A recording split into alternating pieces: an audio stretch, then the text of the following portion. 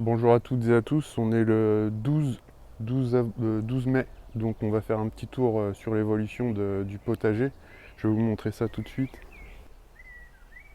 Donc là on a l'avocatier qui est finalement sauvé, donc j'ai pu constater que toutes les feuilles étaient tombées.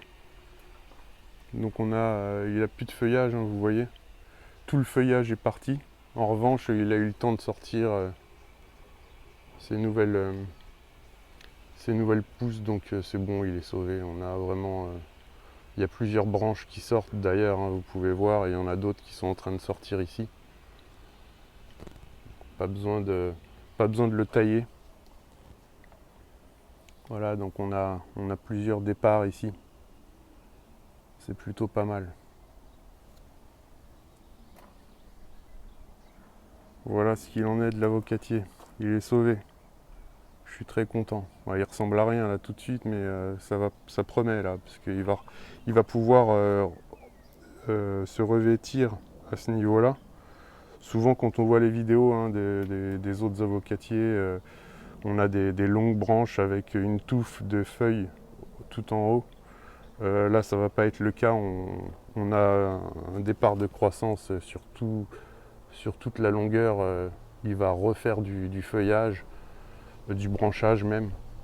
Donc voilà, donc ça c'est prometteur. C'est vraiment cool. Bon, voilà à quoi ça ressemble. Il y a eu pas mal d'évolutions, hein. On voit que les salades ont pu pas mal grandir. Ici, il y avait les pommes de terre l'année dernière, je ne sais pas si vous vous rappelez, d'où le fait que les salades soient plus grosses de ce côté-là que ici et là. Ce qu'il faut surveiller quand on a cultivé les pommes de terre l'an passé, c'est malgré avoir bêché et tout nettoyé, c'est qu'on retrouve des petites pousses de pommes de terre. Et là, c'est pas bon parce que moi, ce que je veux pas cette année, c'est le mildiou au potager. Et c'est ce que j'ai eu l'année dernière, donc c'est à retirer en espérant hop, que ça vienne entièrement. Donc voilà, il y a les semis de poireaux qui sont juste là. Et bon, qui commencent à sortir aussi. Il y a un petit peu de tout qui sort, hein. On peut voir qu'il y aura du nettoyage avec le temps. Ici, ça pousse beaucoup moins bien, donc, et puis il y a aussi le problème des escargots. Donc ici, il y en a pas mal qui ont été bouffés. Donc ici, j'avais fait un semis de radis, si j'ai bonne mémoire, dans de carottes, et ici aussi, tout le long, entre les salades. Et le problème, c'est que les escargots passent au fur et à mesure, donc ils bouffent les jeunes pousses, ils se régalent, et du coup, ça ne veut pas sortir. Donc les semis en pleine terre de carottes, c'est un peu compliqué là cette année avec toute l'eau qui tombe. Donc chez nous, il n'y a que de la flotte, hein, depuis un certain temps. Ça pleut fort, fort, fort. Ils ont encore prévu de la pluie pendant un certain temps. Euh, et dans d'autres coins de la France, c'est complètement la sécheresse. On peut voir les orties, comment ils sont devenus balèzes. Donc avec le fumier de cheval et le compost que j'ai mis un peu partout, c'est un petit peu normal. Voilà, donc les pieds de tomates sont en pleine terre. Ça y est.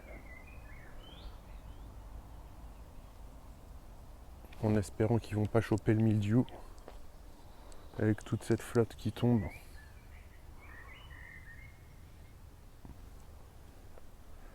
Là, j'ai mis un plant de maïs, j'en ai fait 3, il n'y en a qu'un qui a pris. Donc il y a 8 ou 9 variétés de tomates, hein, sur toutes les tomates que j'ai plantées. 8 ou 9 variétés pour différer un maximum. On a les pieds de melon qui sont juste là et là. Donc je les ai mis volontairement celui-là dans le coin parce qu'il va venir grimper en fait sur la clôture. Je vais sortir du potager vite fait. Prendre plus de recul. Voilà, donc le compost a été déposé tout le long là-bas. J'avais mis le fumier comme je vous ai dit. D'où le fait d'avoir des pissenlits de cette taille-là. Ils sont énormes. Donc il y a tout qui pousse. Là c'est des concombres, donc pareil, ça manque un peu de chaleur, hein, donc il y a un autre pied de tomate ici. Et là c'était encore du melon, mais ça y est, lui il s'est fait dévorer. Un peu trop jeune pour avoir été mis, pour être mis en terre. J'aurais peut-être pas dû. Donc voilà un petit peu à quoi ressemble le potager en ce mi-avril, mi-mai, excusez-moi. Donc maintenant le but ça va être de rajouter de la matière sur toutes les zones que j'ai bêchées. Donc je vais refaire des apports de compost. Les tontes vont aller directement sur le potager au fur et à mesure pour créer du volume en fait et pas avoir à bêcher l'année prochaine. Donc en apportant des couches pour rendre le sol fertile et léger, pouvoir planter directement dedans. Il faudra peut-être que j'investisse dans une grelinette, ce sera peut-être éventuellement le seul outil que j'aurai besoin.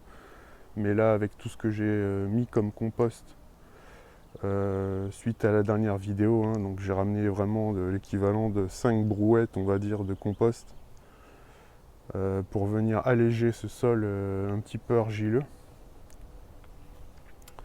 Donc voilà, donc les salades, on va pouvoir déjà en cueillir quelques-unes. Alors là, on a de la Batavia, je crois, laitue Batavia. Et là, c'est la feuille de chêne qui a un petit peu plus du mal à prendre en fait. Donc on peut voir la différence de croissance d'une part grâce au fait que j'ai cultivé les pommes de terre à cet endroit-là.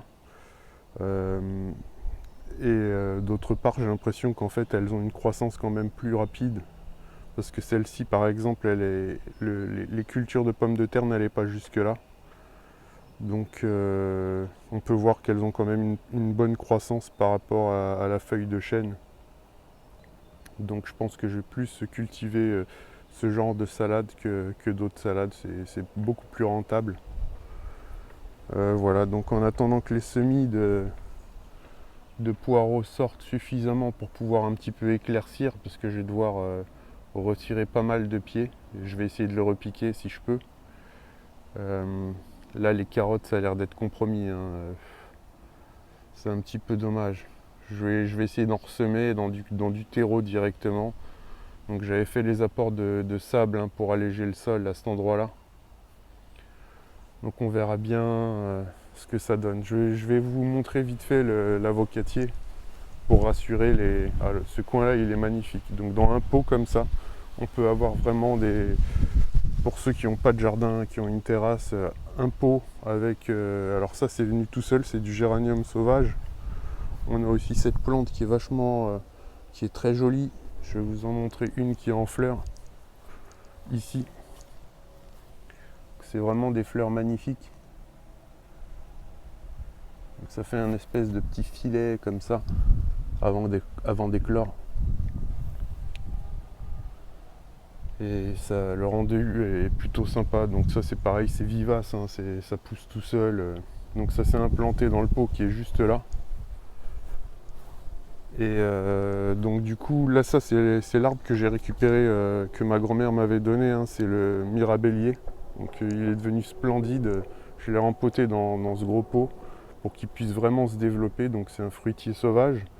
Il a fait ses 2 premières fleurs cette année. Donc il y a le géranium sauvage qui s'est implanté dans ce pot là. Dans le pot avec le thuya aussi. Et en fait il poussait entre les deux. Donc il est venu se ressemer dans les pots à droite et à gauche et à l'intérieur pour vous montrer un petit peu dès qu'on leur donne de l'espace. Vous voyez la taille qu'ils ont. Donc ça c'est la joubarbe que j'ai repiqué de ce pot là. Et quand on leur donne de la place, par exemple aux extrémités là, on voit bien que celle-ci elle n'est pas gênée, elle n'est pas dans le lot là. Ça lui permet vraiment de faire vraiment une grosse bien se développer. Je fais un petit peu de nettoyage là, tout ça retiré. Donc voilà, le petit olivier, j'ai hâte qu'il grossisse.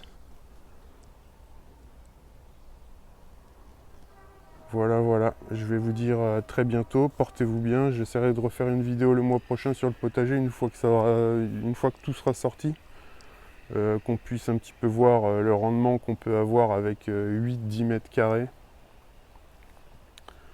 Sur ce, je vous laisse, je vous souhaite un bon week-end pour ceux qui regarderont la vidéo ce week-end.